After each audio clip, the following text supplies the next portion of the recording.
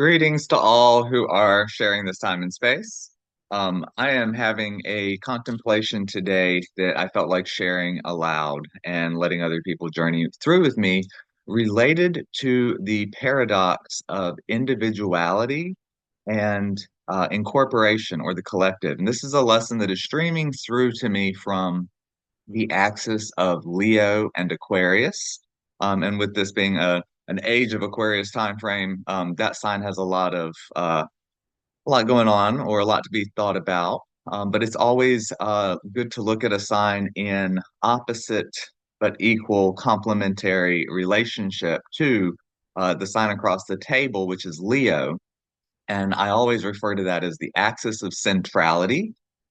Leo likes to put the center on the self and how special and unique we each are as a unique, radiating, shining star of our own. And then Aquarius is a lot more intellectually cool and detached because it is operating for the centrality of the whole, the collective, the group, the network, all of those features that is about the bigger whole. So it's the the microcosm and the macrocosm. But so I was thinking how so many times people get locked in to one specific thing. And I'm going to use astrology because that's the language I love. And so there are 12 signs, but we could also take this to like the Myers-Briggs types, the Enneagram types, identification with any particular group, religion, political orientation. We could get this down into the polarity of male and female. You can take this wherever you want in a system that has a variety or differences that one then subscribes to or aligns with, or, there's a group affiliation, this group affiliation factor. Well, every time you select one group, it seems like it excludes other groups. And that's part of the paradox with Aquarius, in that it's a group related sign and it likes to conform and be with those of like mind to progress and elevate their goals. But then it also can be the rebel that feels too unique or doesn't fit into a group and breaks the mold. And so those types of features are in that group affiliation. And it's wrapped up in the more that you are passionately settled, Saturned into the group conformity, the more that there is the tension with other groups that don't share those same standards. And let's use the zodiac. My uh, painting wheel doesn't look as good in the light, and I have this little cube that I'd love to share. A friend gifted me at one point that has 12 sides and the 12 signs of the zodiac on it. So to think about this, a lot of times people get stuck in the identification of this is what sign I am. That's me. I'm a Leo. Leo's a guy. I'm this character. And so they identify with all of those traits. And the first thing in astrology I tell people is we're all 12 signs in some way. And which is true on multiple levels, but we do have a sun sign, and the sun is the biggest, brightest thing in the uh, solar system. So it does have a lot to say about how we want to shine and radiate and express ourselves. And so we can get stuck in identification with this is who I am. And it can come with an identification with due to my family, my nationality, my whatever the affiliation is. It doesn't have to be metaphysical, but we build an identity that is a special, unique persona construct down here on the ground, 3D, to do things. And people get stuck in some of those and are often apt to other whatever's across the table. In this case, it would be Aquarius, but whatever sign, and it could be any other, that's not me. And to a degree, we can see that in those cases. But if we think about how the specialness, the specialization of the individual into one unique personality, one unit we each function as, the more you are concrete and locked in to that one position, you really only have one purpose, one way to function, one perspective. And there, in this case of astrology, there are 12. There's a whole round table why, it's easy to see how we can get locked into a certain perspective, a definite perspective. Um, and that can lock you in and lock you away from the network, the collective connectivity of the all in whatever regard that is. So it's those other energies that we have to play with, dance with, exchange with, understand, and be in different situations that create the whole. And that's true in any system or any, throughout life, we come in with our identity, and then it's the motif of Sagittarius and exploring foreign places, foreign countries, foreign beliefs. The more you expand the to other, you visit other seats at the table, the more you see the whole big picture. And that is what synthesizes it. When you are separated or locked into a polarity where you're choosing one side very strongly or one position that then um, cannot deal with, fathom, or entertain anything else at the table, you're not as able to circulate your energy around the network or access things from all over.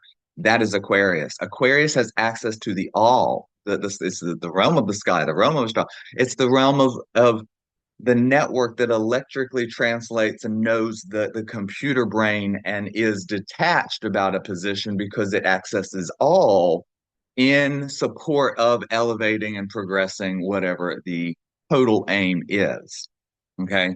So that's the idea of incorporation. You incorporate yourself with a greater whole, with a round table, with a network, with a community, with a group. You affiliate um, in a context that is like-minded, that allows you the individuality you require, while also access to a supported network and group. And that's kind of the aim of Aquarius, is to find and operate within the best fitting group, one that doesn't initiate that same rebelliousness. It's more of the innovativeness. So all of those qualities. Now, I want to look at this in a more uh, human perspective, in the sense that when we overly identify with any one position and we lock ourselves away from all of those others, that is also the more that we require others to do those other functions. And that requires the Scorpio business. That's the exchange of my resources and yours, because I've specialized so hard in who I am, and these other things are not me. And we all do that to an extent to get by in life. We all access everyone around us for all of their gifts and talents so that we can have all of our needs and enjoyments met.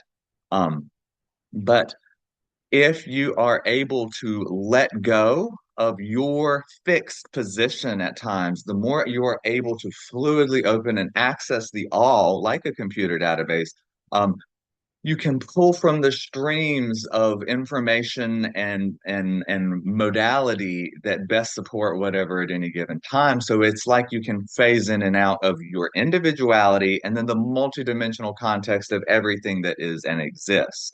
And so that that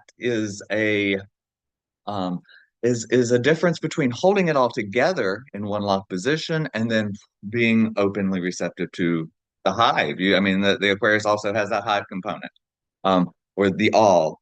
Um, and so we can see on a spectrum how there are, it's easy to, in this game, say that one way is better than the other and have a sharp polarity. And so on the one hand, you have people that we could crudely say are, blockheads, in the sense that they can't see beyond anything in front of them. They're not thinking past the 3D.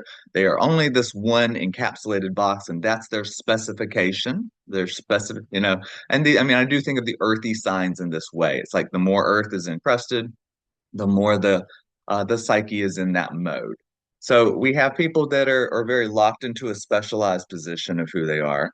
Um, and it's hard for them to open into this, multiplicity. And this is also this realm without boundaries. We can think that of how Aquarius bleeds into Pisces um, with regards to I am you and you and me, and all is one. And that's connected, this 11th and 12th sign, these transpersonal elements of a bigger group and then an all.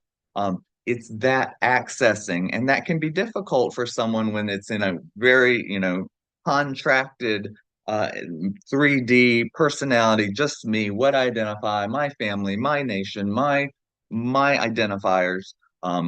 So that can be a challenge. On the other hand, I think of this other regard, we can think about it like the monk in some regards, or someone that is, I am everybody, I am nobody, that kind of idea on that end of the spectrum, which can have a monk or up on the mountaintop feel. It's also where you can have, if you're choosing to be so in the all or so identified with the group that you have no specificity, you have no personal identity, because you are just a part of the group, a part of the all, or whatever. That can also lead to the opposite end of the spectrum of being very lost, of being, this is the people that can't hold a job, that can't hold a home, that can't hold on to something because it's so diffused. So there are setbacks on both ends of any polarity if you pull too hard or tug on either end of the spectrum. So if you are, locking yourself out from just, other perspectives, someone that can't see any way but their own, that can be a detriment. The same way that if you're too open and no preference and no center of self, you can be lost in a drift and all of that. They also both have a positive end. This allows you to specialize and do a task really well. I mean, this is where the earth signs really, they develop their resources, Taurus. They perfect their techniques and uh, do excellent perfection craftsmanship, Virgo. And they do this well over time and develop a reputation as being the master of their craft, Capricorn. So earthiness and this quality of holding it all together well does have that. The other end, this accessing to the all, this is that transcendent thing. This is accessing like telepathy. This is accessing things that are like just everything that represents being uh, plugged into the all. It's this kind of this group identification where the group that you identify with is the largest extent of a truthful reality that is present. And so the greater that your capacity to turn on in that respect of this Aquarius connected collectivity that incorporates one into all, that that type of energy is where you get the motif of the monk and the Jesus Christ miracle magic and the all of those spiritual aspirational things that is how Aquarius in a sequence progresses into that Pisces selflessness. But the Aquarius part is really looking and pulling at the paradox and the difference between the specialness of the individual and then the total access of all of the group. It's that accessing of the all in this electrical manner. So it's just fun to think about how that paradox is alive through us all in some way. And so we can be more mindful about where we identify too hard or too solid with one group that is, or one idea or one organization and one affiliation that is not allowing us to see all the other perspectives of wholeness at a table. And it's interesting to think about the ways where we are seeing everything as one with the rose-colored glasses and the glamour so that it's all just, so that we don't understand the dilemma or the birthing pains or the obstacles at any particular position that is weighty on that clock or that has a burdensome position of specification in that holistic framework. So, um, that's kind of the task that we have looking at us through this lens of astrology that I love your unique design, your blueprint, cosmic blueprint. There is an arrangement of the planets at the time that you were born. And so that's a literal arrangement. It's the arrangement you have as consciousness, energy, soul, whatever is contracted, squished from this big infinite everything into a little toothpaste tube of a person. As you are contracted to this level That is the arrangement you have with the solar system to express. There's no good chart, bad chart. They are all individual, unique expressions that you are getting in tune with, toning well for your fit. And so looking at your birth chart and understanding how all 12 signs are in every chart, you are all 12 signs somewhere, somehow. And then thinking about those planets as being like organs in a sense of consciousness, and each one of them has a particular flavor of gravity. There is a gravity to how that conscious being known as that planet is participating in a cycle of wholeness represented by a zodiac story. And so there are different waxing and wanings and buildings and diminishings that are swirling with many hands on the clock, and you've landed in with an arrangement that is tuning your focus. And so all of the different planets and the way that we feel, we largely identify with our astrology. And why things feel like that happens to me, or that is how I am, or whatever the good or bad feeling and connotation of who we see ourselves to be, which can be reflected through the psychological indicators of astrology. All of that is showcasing um, what experience we're here to have. Um, with that experience, it can feel sometimes like a burden if we're not singing in tune, if it's not in harmony. And then other times it can be very freeing. I'm here to say that any chart can be sang well in the sense that each arrangement and incorporation of all of those divine planets in any arrangement is doing a job in a process and a protocol. And it's how you play, it's how you wear it, not what it is, as the Deftones song says. Love that. But it's how you play the instrument. It's all of those things, those motifs where the energy of a planet can be burdensome when it is othered and seems separate, or it's not us. We don't like it, we don't own it. And it's a different energy when that expression was finding a way through us. So it's where are we blocking or feeling some type of way about any other seat at the table with regard to the planets, with regard to other people, organizations, like all of the othering. Where you find yourself at the table and how open you are to the other things is how open you are to the solar system, to the all. Are you in balance, and can you sing from any seat at the table in a constructive manner for the the signature and the occasion? And the little secret to astrology, when you get into esoteric astrology and beyond, is the idea that the more that you are able to know thyself and embody your signature, there becomes the conscious potential to transcend the signature, which is the akin to like not being subject to as much karma or fate and having more free will. And that's a byproduct of understanding that, yes, I came in to be this unique arrangement and configuration, but I am also everything everywhere all at once, like that wonderful movie. And there's a way that I can tune in and tap in and phase in and out and access all of these other layers and levels and dimensions of myself uh, when the time and calling and everything is right, aligned, in harmony, resonant, all of that.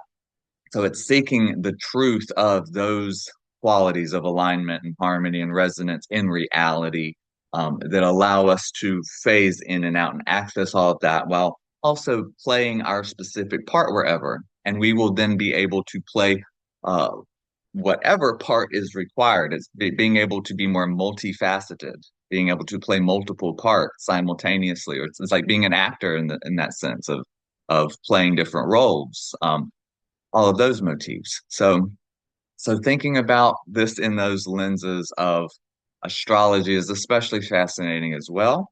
Um, I would say that, as you do that, instead of just being like, that's my sign, I'm that sign, I'm going to stand on that sign, the more that you understand that you're that sign, and in some cases, especially the opposite, the more you are able to keep everything spinning on that axis.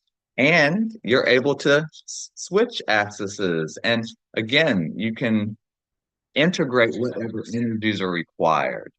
It looks like a goal of balancing the paradox between that individuality and incorporation on that axis of centrality. So I hope this has been a fun contemplation for someone else other than me, but I do know that it has been delightful for myself. So I'm going to go ahead and wrap it up there. If anybody'd like to continue the conversation with questions or comments down below, you're welcome to do that and get in touch as inspired. I do readings. I like talking about metaphysics. Let's have fun, y'all.